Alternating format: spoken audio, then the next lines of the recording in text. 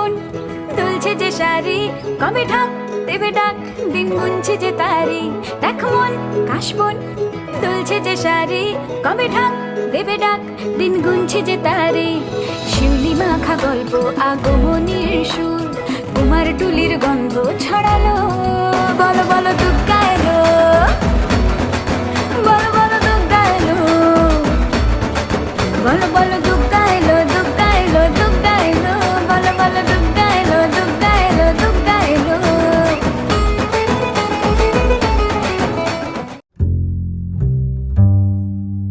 तो हमारे साथ मिस्टर जीजी क्रेग जी जुड़े हुए हैं, जो कि स्पोक्स पर्सन है बीजेपी के। सर, कुछ दिनों से देखा जा रहा है कि जो इंडियन नेशनल कांग्रेस है, उनके जो टॉप लीडरशिप से कई सारे स्टेटमेंट्स आ रहे हैं जो ग्रेट निकोबार प्रोजेक्ट को लेके। हाल ही में मिसेस सोनिया गांधी जी ने भी एक एडिटोरियल लिखा था, उसमें उन्होंने जो है गवर्नमेंट को काफ़ी ज़्यादा क्रिटिसाइज किया ग्रेट निकोबार प्रोजेक्ट को लेके। और उनका मानना ये है कि ये प्रोजेक्ट एक तरीके से डिजास्टर है। साथ ही साथ आपने देखा होगा अंडमान निकोबार आइलैंड्स में भी हाल ही में जो कांग्रेस के यूथ कांग्रेस के नेशनल प्रेसिडेंट है वो आए थे, उदय भानु चिप जी, और उन्होंने एक ही प्रेस कॉन्फ्रेंस की और वो पूरा प्रेस कॉन्फ्रेंस ही ग्रेट निकोबार प्रोजेक्ट के ऊपर ही था। तो बहुत ज़्यादा ऑपोजिशन आ रहा है इस प्रोजेक्ट को लेके इंडियन नेशनल कांग्रेस से, जबकि प्रोजेक्ट जो इनिशियली कॉन्सेप्चुलाइज हुआ था वो अर्ली जब ग्रेट निकोबार में सेटलमेंट हुआ था सेटलर्स का, उस टाइम में हुआ था। और उस टाइम जो है इंदिरा गांधी जी का गवर्नमेंट ही था, और तब से सेटलर्स सुनते आ रहे हैं कि एक फ्री पोर्ट बनेगा या उस तरह का कोई पोर्ट वहाँ पे बनने जा रहा है। तो उस टाइम से ये आइडिया जो है फ्लोट कर रहा है, और अब जब नरेंद्र मोदी गवर्नमेंट इसको एक रियलिटी बनाने के इतना करीब आ गया है, तब जो है इतना ऑपोजिशन जो है कांग्रेस से आ रहा है, और तरह तरह की बातें की जा रही है। ट्राइबल्स को लेकर बातें की जा रही है कि वो ट्राइबल्स का राइट जो है वो भारतीय जनता पार्टी का और जो एनडीए गवर्नमेंट है वो छीनने जा रहा है। साथ ही साथ एनवायरमेंटल कंसर्न्स को लेकर भी बातें की जा रही है। तो आपका क्या मानना है इस पूरा जो इशू कांग्रेस अभी रेस कर रहा है उसके बारे में, और कितना रियलिटी है सर इसमें? देखिए, सबसे पहले तो मैं कहना चाहता हूं कि प्रोजेक्ट का आइडिया जो है शुरुआत उनके पीरियड में हुआ। इंदिरा गांधी, उसके बाद राजीव गांधी, नरसिम्हा राव, इन सब के पीरियड में कभी फ्री पोर्ट, कभी ट्रांसशिपमेंट पोर्ट, अलग अलग नाम से हम लोग सुनते थे। जब भी ये प्रोजेक्ट उगता था, कुछ ना कुछ दबाव में आके इन लोग उसको साइडलाइन कर देता था। हम लोगों ने सुना है कि नरसिम्हा राव के पीरियड में सिंगापुर के कुछ बिजनेस लॉबी ने इन्फ्लुएंस करके इस प्रोजेक्ट को तब डाउन कर दिया था। वाजपेयी जी का पीरियड आया, जोर पकड़ा, इवन डीपीआर तक बन चुका है। उस पीरियड में सरकार गया, 10 साल यूपीए का सरकार रहा, इन लोगों ने कुछ नहीं किया। अब मोदी जी इसको सीरियसली लेकर एक जीएनआई प्रोजेक्ट, आज दुनिया भर में जाना जाता है जीएनआई प्रोजेक्ट के नाम से, जब ये मेटेरियलाइज होने जा रहा है। और जिस दिन सोनिया जी ने जो एडिटोरियल लिखा, उस दिन उनके पुत्र जो है वो मलेशिया में घूम रहा था। और जैसे कि कई मीडिया रिपोर्ट्स में देखा गया है कि जॉर्ज सैरस का पोता अलेक्जेंडर सैरस भी उस समय मलेशिया में था। तो दाल में तो कुछ खा रहा है कि दोनों वहां पहुंचते हैं, और उसके बाद यहाँ से माता जी एडिटोरियल लिखते हैं, जो पहले बार लिखा है मेरे हिसाब से। इससे पहले कभी सोनिया जी का एडिटोरियल मैंने तो नहीं देखा है। तो बेटा उधर से आने के बाद ट्वीट करता है, फिर बेटी ट्वीट करता है, फिर उनका एक सिपह सलार अंडमान पहुंचता है प्रोजेक्ट को अपोज करने के लिए, और ऐसा प्रोजेक्ट करता है कि पूरा अंडमान निकोबार रो रहा है कि ये प्रोजेक्ट आ जाए तो हम तो बर्बाद हो जाएंगे, हम तो सड़क पे आ जाएंगे। ग्राउंड रियलिटी और कुछ है, इम्पोज कर रहा है। इसका मतलब क्या है कि कुछ तो है दाल में काला, कुछ तो इंटरनेशनल लॉबी या जो सो कॉल्ड एनजीओस, इनके साथ मिलकर देश के प्रकृति के लिए खिलाफ में काम करने के लिए कुछ ना कुछ अंडरहैंड डीलिंग या कुछ इन काइंड और जो भी हुआ होगा। सबसे इम्पोर्टेंट बात तो है कि कैम्बल बे का जो पॉइंट भी देखिए, इंदिरा पॉइंट, वो भी उनके नाम से। इंदिरा पॉइंट के पास से जो मलाका स्ट्रीट है, वहां पे 1 मिनट 2 मिनट में एक जहाज क्रॉस करता है। सारे वेसल्स जाता है सिंगापुर और मलेशिया। दुनिया का 25% ट्रेड वहां पे होता है, उस रूट से होता है। चाइना का 80% ऑयल रूट हम लोग के कैम्बल बे के बगल से होके जाता है। तो हम लोग उससे अगर एक जटी वहाँ पे एक ट्रांसशिपमेंट पोर्ट बनता है, जहाज वहाँ पे आके भिड़ेगा और बिजनेस जो क्रिएट होगा, लाखों एम्प्लॉयमेंट जनरेट होगा। और इन लोग जो है ये जो फॉरेस्ट को लेकर बात कर रहा है, ट्राइबल्स को लेकर बात कर रहा है, आपको सुनकर आश्चर्य होगा कि कैम्बल बे का जो लैंड एरिया है वो सिंगापुर से ज्यादा है। पूरा एक देश सिंगापुर, जो दुनिया में one of the richest country में आता है, वो देश के लैंड एरिया से ज्यादा हमारा कैम्बल बे अकेला उससे ज्यादा लैंड एरिया होल्ड करता है। और जब ये प्रोजेक्ट आ जाएगा वहां पे, तो हमारा फैसिलिटी और हमारे पास जो जमीन है वो जो है सिंगापुर को से काफी आगे निकल जाएगा हम लोग। तो हमारे पास ट्रेड अपने आप आएगा और सिंगापुर का जो करेंसी वैल्यू जो है इंडिया से काफी ज्यादा है। तो कोई भी शिप जब आता है वो अपना पैसे का भी हिसाब देखता है कि इंडिया में जब वो अनलोड कराता है शिप को, ट्रांसशिपमेंट होता है, तो उनको सस्ता पड़ेगा यहाँ पे। तो वेसल्स जो है ऑटोमेटिकली यहाँ पे डाइवर्ट होगा। तो उससे आपको इंडिया के जीडीपी पे कितना असर पड़ेगा आप सोचिए। सिंगापुर का पूरा जीडीपी ट्रांसशिपमेंट पोर्ट पे बेस्ड है एंड टूरिज्म पे, और हम लोग का सिर्फ एक छोटा सा, पूरा इंडिया का हिसाब करके देखिए आप, छोटा सा आइलैंड वो देश से बड़ा है। तो हम लोग जो यहाँ पे बिजनेस देगा, इंडिया का जीडीपी पे असर करेगा, यही तो चीज कांग्रेस नहीं चाहता है। कांग्रेस जो है डेवलपमेंट में, कोई भी डेवलपमेंट प्रोजेक्ट लीजिए, उन लोग टांग अड़ाएगा ही अड़ाएगा। गवर्नमेंट कोई भी काम करे, कल को नरेंद्र मोदी जी बोलेंगे कि हम लोग को अच्छा पानी पीना चाहिए, तो राहुल गांधी बोलेगा नहीं, हमको अच्छा पानी नहीं पीना चाहिए। उसको ऑपोजिट बोलना ही उनका आदत बन गया है। तो उनका मोटिव जो है ये प्रोजेक्ट को रोकना और एक नेगेटिव एनवायरनमेंट क्रिएट करना ही उनका मोटिव है। Sir strategic point of view से भी गवर्नमेंट बोल रहा है कि बहुत इंपॉर्टेंट है, क्योंकि सभी को पता है कि चाइना अपना इन्फ्लुएंस जो है इंडियन ओशन रीजन में बढ़ा रहा है, और चाइना का 85% जो ट्रेड है वो मलाक्का स्ट्रेट से क्रॉस होता है।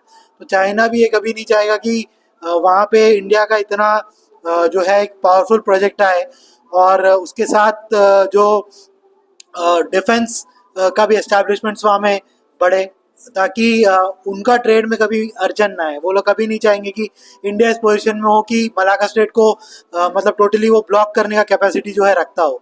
तो इस वजह से भी कई आपने देखा होगा, कई जो नेशनल सिक्योरिटी के जानकार हैं वो अलग अलग चैनल्स में आके, साथ ही साथ यूट्यूब में भी वीडियोस बना के ये समझाने की कोशिश कर रहे हैं कि कांग्रेस का स्टैंड जो है टोटली गलत है। तो मैं आपसे जानना चाहूँगा, क्योंकि कांग्रेस ने हाल ही में जब यहाँ पे प्रेस कॉन्फ्रेंस हुआ था, जब हमने स्ट्रैटेजिक पॉइंट ऑफ व्यू वाला क्वेश्चन पूछा, तो कांग्रेस ने बोला 5 स्क्वायर किलोमीटर एरिया ले लो, वहाँ में डिफेंस का डेवलप कर दो। क्या आप इस पॉइंट से जो है आप मतलब कंकरेंस रखते हैं? और एक बात मैं पूछना चाहूँगा कि ट्रांसशिपमेंट पोर्ट के साथ बहुत सारा अलाइड प्रोजेक्ट्स भी है, जैसे एक एयरपोर्ट का प्रोजेक्ट है, एक पावर प्लांट का प्रोजेक्ट है, एक पूरा टाउनशिप वहाँ पे बनेगा ताकि इन सब जगहों पे जो लोग काम करेंगे उनको सस्टेन कर सके।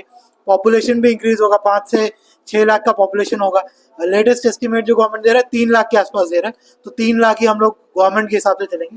तो इन सब चीज़ों को देख के क्या आपको लगता है कांग्रेस का जो स्टैंड है कि 5 स्क्वायर किलोमीटर आप जो डिफेंस के लिए लेना है तो आप ले लो, ज़्यादा से ज़्यादा 5 स्क्वायर किलोमीटर जरूरत पड़ेगा, तो इसके बारे में आप क्या कहेंगे? मुझे तो उनका एक कहना ना एक मजाक की तरह लग रहा है। आप सोचकर देखिए, आज से 1000 साल पहले चोलास जब एरिया को कैप्चर किया था, उनका नेवल एस्टेब्लिशमेंट कितना बड़ा था। उस समय उन लोगों ने 5 स्क्वायर किलोमीटर का पूरा कैम्बल बे, ननकोरी एरिया को, पूरा एरिया को अपना नेवल बेस बनाया था। और आज इतने साल बाद हाईटेक जमाना है, आज आप बोल रहे हैं कि 5 स्क्वायर किलोमीटर में आप एक नेवल बेस बना दो। तो ये अटर नॉनसेंस है। और गवर्नमेंट ऑफ भारत सरकार को हम लोग जो विश्व गुरु बनना चाहते हैं उसको कैसे भी रोके, वो इनका एक मोटो है। आप कैम्बल बे को गेटवे ऑफ इंडो पैसिफिक बोलते हैं, है भी गेटवे ऑफ इंडो पैसिफिक है। तो हम लोगों को वो एरिया को इतना स्ट्रांग करना चाहिए कि हमारे 5 स्क्वायर किलोमीटर में क्या हम लोग एक सबमरीन, हमारे जो एयरक्राफ्ट कैरियर्स, वो सब आगे खड़ा हो सकता है। हमको जो उसके लिए भी तो जगह चाहिए। एक हाईटेक आप चाइना से कंपेयर कर रहा है जो एक जायंट है, उनसे लड़ने के लिए हम क्या एक छोटा सा बना के, ये इन लोगों का कोई मतलब फ्यूचर प्लान नहीं है, कोई विजन नहीं है, बस ऐसे कुछ भी बोल दो और अपोज करना इनका एक मेजर मोटो है। सर ऐसा भी दिखाने की कोशिश कर रहे हैं, इससे पहले कि हम लोग ट्राइबल और एनवायरमेंटल कंसर्न्स में जाए, ऐसा भी दिखाने का कोशिश चल रहा है कि जो ग्राउंड है उसमें बहुत ज़्यादा ऑपोजिशन है इस प्रोजेक्ट को लेके, लेकिन यहाँ अंडमान निकोबार आइलैंड्स में ना पोर्ट ब्लेयर में इसको लेके कोई ऑपोजिशन दिखता है, ना ही ग्रेट निकोबार आइलैंड में इसको लेके किसी तरह का भी ऑपोजिशन है। बल्कि ये देखा जा रहा है कि ग्रेट निकोबार में जो मेजॉरिटी पॉपुलेशन है सेटलर्स, ट्रेडर्स और वही कम्युनिटीज का है, तो ये सारे कम्युनिटी सपोर्ट ही कर रहे हैं प्रोजेक्ट का। तो इसके बारे में आपका क्या कहना है? क्या आप मतलब इसको एड्रेस करना चाहेंगे कि ग्राउंड में क्या आपको कभी भी कोई अपोजिशन दिखा है, एक्सेप्ट फॉर जो अभी कांग्रेस इसको अपोज कर रहा है और कुछ गिने चुने लोगों को छोड़ के, कुछ एनजीओ को छोड़ के? देखिए, कैम्बल वे से जो भी लोग पोर्ट ब्लेयर आते हैं, तो आजकल पहले कैम्बल वे बोलने से कैम्बल वे में रहता है, आजकल कैम्बल वे में रहता है। मतलब वो ट्रेंड ही चेंज हो गया बात करने का, and people feel proud to say that they are from Campbell Bay. तो मुझे तो आज तक ऐसा एक बंदा नहीं मिला जो कहता हो कि ये प्रोजेक्ट गलत है। कश्मीर से आया हुआ कांग्रेस, यूथ कांग्रेस लीडर, उसको लग रहा है कि प्रोजेक्ट गलत है। बाकी तो मेरे को नहीं लगता कि अंडमान में कोई ऐसा एक भी व्यक्ति होगा जो ये प्रोजेक्ट को गलत कहता हो। हाँ, कुछ एनजीओस है जो फॉरेन फंडेड है, उनको भी अपना रोटी सेकना है, तो इसलिए वो बोल के घूमते हैं। और लेकिन ग्राउंड रियलिटी है कि एक भी व्यक्ति ऐसा नहीं मिलेगा जो इस प्रोजेक्ट के अगेंस्ट हो। सर इसका जो एनवायरमेंटल और जो ट्राइबल वेलफेयर से रिलेटेड जो एस्पेक्ट है प्रोजेक्ट का, उसको थोड़ा सा एड्रेस करिए, क्योंकि एक बहुत अच्छा आर्टिकल मिस्टर भूपेंद्र यादव ने भी लिखा था, जो कि हमारे एनवायरमेंट मिनिस्टर हैं, उन्होंने उसमें काफ़ी ज़्यादा डिटेल्स वगैरह भी दिया था। अगर आप भी उसको एड्रेस करना चाहें तो, क्योंकि जो प्रोजेक्ट है वो कंट्री के लिए इतना इम्पोर्टेंट है और नेशनल सिक्योरिटी के लिए पर्सपेक्टिव से भी बहुत ज़्यादा इम्पोर्टेंट है। तो इसको देखते हुए क्या गवर्नमेंट प्रॉपरली इसमें जो एनवायरमेंटल कंसर्न्स रेज किया जा रहा है, क्या उसको गवर्नमेंट प्रॉपरली एड्रेस कर रहा है, और क्या जो ट्राइबल वेलफेयर से रिलेटेड जो कंसर्न्स है क्या उसको भी प्रॉपरली जो है देखा जा रहा है, या इन सबको इग्नोर करके गवर्नमेंट सिर्फ क्योंकि नेशनल सिक्योरिटी कंसर्न से भी ये बहुत इंपॉर्टेंट प्रोजेक्ट है, इसको डायरेक्ट इम्प्लीमेंट कर रहा है बिना इन सब एस्पेक्ट्स को देखते हुए? देखिए, मैं इस चीज को, आपने जो क्वेश्चन किया उसको टेक्निकल एस्पेक्ट में जाने से पहले एक थंब रूल और एक नॉर्मल व्यक्ति को समझने के रूप में मैं बताना चाहता हूँ। फॉरेस्ट एरिया इन्वॉल्व जो है इसमें 130 स्क्वायर किलोमीटर है, और अंडमान का टोटल जो फॉरेस्ट एरिया है 7000 चिल्लर स्क्वायर किलोमीटर है। अगर इसको डिवाइड करें तो total percentage of forest area affected is, तो उतना कम एरिया अफेक्ट हो रहा है ये प्रोजेक्ट में। उसमें भी गवर्नमेंट बोल रहा है कि हम लोग जो है 60% एरिया को ग्रीन एरिया रखेंगे, तो उसको फिर और आधा कर लो, 50% ही मान के चलो, 60 बोल रहा है 50% मान के चलो। उसके बदले में भी प्लांटेशन हो रहा है, मतलब जो गवर्नमेंट का रूल्स होता है उस हिसाब से, एक पेड़ काटो तो 2 पेड़ आपको काटना है, वो भी हो रहा है। जबकि उसका प्लस देखिए कितने लोगों को रोजगार, कितना बिजनेस, देश का जीडीपी, उसे कंपेयर करेगा तो कुछ भी नहीं है लॉस। क्या इससे पहले क्या कभी जंगल नहीं कटा था? कार्निकोबार में एयरबेस बनने के लिए जंगल तो कटा ही होगा, पोर्ट ब्लेयर शहर बसाने के लिए जंगल तो कटा ही होगा। डेवलपमेंट के लिए थोड़ा बहुत तो कॉम्प्रोमाइज होता है। आज भी हमारा 88% लैंड एरिया जंगल से कवर्ड है, जो कि एक बहुत बड़ा ग्रीन कवर है हमारा।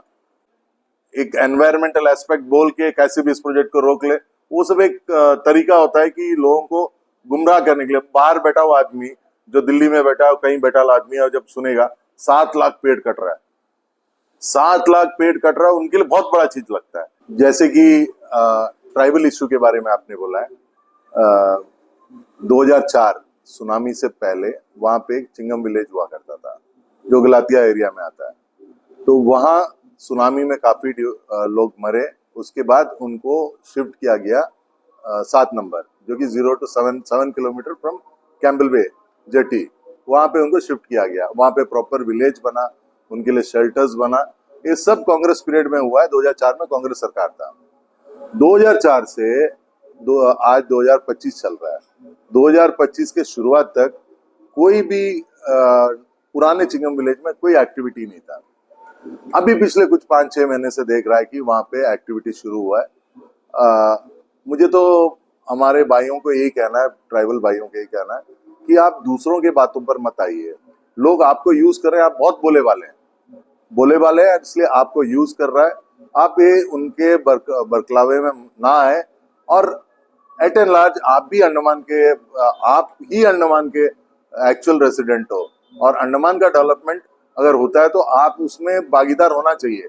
आप भी हमारे साथ मिलकर मोदी जी के साथ कंधे पे कंधे मिलाकर चलना चाहिए, ताकि कैम्बल बे, ग्रेट निकोबार आगे बढ़ेगा, देश आगे बढ़ेगा और हम लोग सब आगे बढ़ेंगे।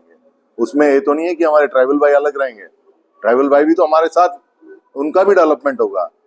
तो मेरा यही कहना है कि किसी भी वेस्टेड इंटरेस्ट लोगों के बहकावे में आकर कोई भी ऐसा कदम ना उठाए जिससे कि एक बहुत अच्छा जो काम होने वाला वो रुक जाए।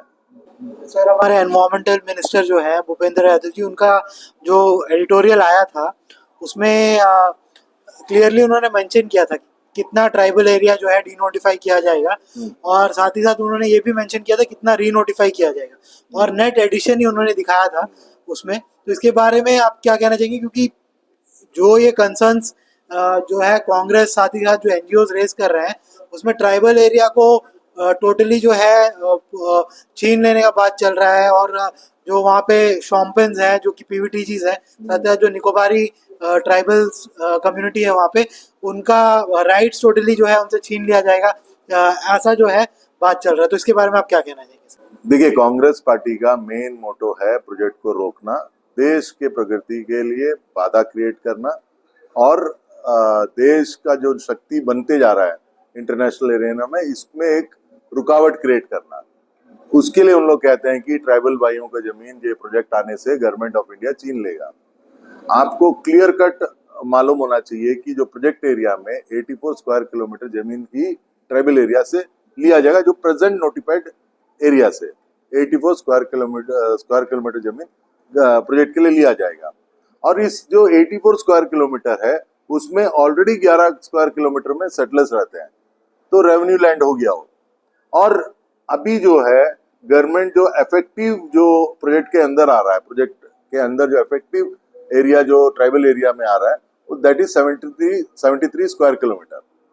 तो गवर्नमेंट ऑफ इंडिया उस 73 स्क्वायर किलोमीटर की जगह 76.98 स्क्वायर किलोमीटर रीनोटिफाई कर रहा है, एडिशनल लैंड दे रहा है, और ताकि इसको लेगा और उसके बदली में और एरिया, मतलब उसी से जुड़ा हुआ दूसरे एरिया को नोटिफाई करके उसको ट्राइबल एरिया में नोटिफाई कर रहा है। तो अभी जो है प्रेजेंट नोटिफाइड ट्राइबल एरिया जो अफेक्ट हो रहा है उससे 3 स्क्वायर किलोमीटर ज्यादा जमीन वापस नोटिफाई हो रहा है ट्राइबल एरिया में। तो इससे ट्राइबल एरिया का कोई जमीन ले नहीं रहा है, जो कुछ पोर्शन यूज करेगा गवर्नमेंट उसके बदले उनको जमीन वहीं पे दे रहा है। ऐसा नहीं कि यहाँ पे ग्रेट निकोबार में जमीन लिया और डिग्लीपुर या दूसरा कोई जगह में ट्राइबल एरिया डिक्लेयर कर, वहीं पे डिक्लेयर कर रहा है। तो ये बोलना कि अब गवर्नमेंट ने ट्राइबल का जमीन छीन लिया, बिल्कुल गलत है। गवर्नमेंट तो जितना ले रहा है उससे ज्यादा जमीन दे रहा है ट्राइबल एरिया के लिए। सर, ये जो प्रोजेक्ट है पूरा ग्रेट निकोबार प्रोजेक्ट, सर इसका इकोनॉमिक जो बेनिफिट्स होगा अंडमान निकोबार आइलैंड्स के लिए, साथ ही साथ पूरा कंट्री के लिए, क्योंकि इतना बड़ा प्रोजेक्ट जिसमें 72,000 करोड़ गवर्नमेंट ऑफ इंडिया जो है बोल रहा है कि इन्वेस्टमेंट लगेगा, तो उससे पूरा देश को भी काफी ज्यादा फायदा होने वाला है। तो इस पूरा प्रोजेक्ट से जो इकोनॉमिक बेनिफिट्स आएगा उसके बारे में थोड़ा सा ब्रीफ कर दीजिएगा। देखिए, जैसे मैंने कहा कि दुनिया का 25% ट्रेड और चाइना का 85% ट्रेड जो रूट से जाता है, उस रूट में एकदम हम लोग उसके मतलब पीक में बैठा हुआ है। मतलब हमारे सामने से सारा बिजनेस हो रहा है और हम लोग इस बिजनेस को टेप नहीं कर पा रहा है अपने लिए। ये जो प्रोजेक्ट आएगा तो आप सोच कर देखिए कि जो जहाज को सिंगापुर तक जाना है और ये जो शिप जाके सिंगापुर में जो ट्रांसशिपमेंट करता है कंटेनर्स, वो south east Asia, Bangladesh, India तक आता है। चेन्नई पोर्ट में हुआ, बंगाल कलकत्ता पोर्ट में, वहां तक माल आता है सिंगापुर से जो ट्रांसशिपमेंट होता है। जब वो चीज कैम्बल बे में होने लगेगा, जो हमारा जो GNI प्रोजेक्ट में होने लगेगा, गवर्नमेंट ऑफ इंडिया को फॉरेन करेंसी भी बचेगा, बहुत ज्यादा फॉरेन करेंसी बचेगा। बंकरिंग में ऑयल बंकरिंग जो है उसमें भी गवर्नमेंट ऑफ इंडिया को फायदा होगा।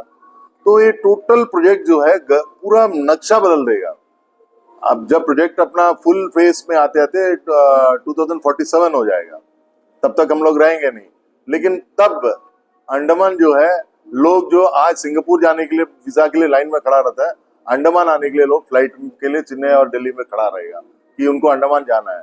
तो अंडमान वो शेप में आएगा। और इंडिया जो है, आज एक सिंगापुर इतना छोटा सा देश जो कैम्बल वे से छोटा है, वो देश जो है दुनिया का रिचेस्ट कंट्रीज में गिना जाता है। तो हमारा कैम्बल वे जो है पूरा इंडिया का नक्शा और इंडिया का जीडीपी चेंज कर देगा।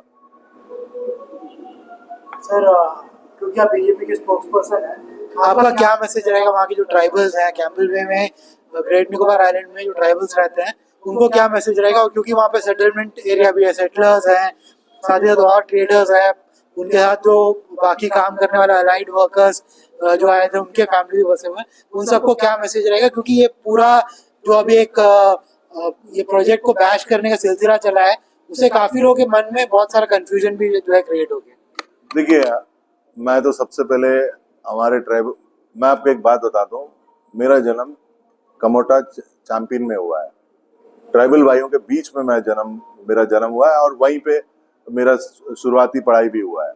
तो मेरा जितना ट्राइबल लोगों से, ट्राइबल भाइयों से रिलेशन है बचपन से, मेरे बचपन के दोस्त जो मैंने खेला है जिनके साथ, वो हमारे ट्राइबल भाई है। तो मैं अपने भाइयों को यही कहना चाहता हूँ कि लोगों के बहकावे में ना आए। देश प्रकृति करेगा, आपका द्वीप प्रकृति करेगा, तो आप भी उसमें भागीदार होगा। आप भी तो, ये तो नहीं है कि सिर्फ नरेंद्र मोदी जी को फायदा हो रहा है और किसी को फायदा नहीं हो रहा है। पूरा देश को फायदा होगा। आप जो लोग वो लोकेलिटी में रहते हैं उनका बिजनेस बढ़ेगा, उनको कोई ना कोई रोजगार मिलेगा, लोग उनका जो फाइनेंशियल स्टेट है वो बढ़ेगा। तो ट्राइबल भाई तो फर्स्ट रिसोर्सेस के फर्स्ट हकदार तो ही है। तो उनको जितना बेनिफिट होगा उतना तो सबसे पहले उनको ही बेनिफिट होगा। और बाकी जितने भी हमारे सेटलर भाई है जो वहाँ पे 40-50 साल से रह रहे हैं, उनको भी एक उनके जो जनरेशन्स जो बाहर जाते थे जॉब ढूंढकर, अब वो उनके सब परिवार वाले वापस आएंगे, कैम्बल वे वापस आएंगे। कई फैमिली के लोग कनाडा में सेटल्ड है, तो कनाडा से वापस आएंगे, कैम्बल बे में बसेंगे और वापस जो कैम्बल बे एक रिमोट लोकेशन था वो एक खुशहाल जगह बनकर बदलेगा। कोई मायूसी की जरूरत नहीं, प्रोजेक्ट होगा और कैम्बल बे के सेटलर्स, हमारे ट्राइबल भाई सब एक साथ प्रगति करेगा।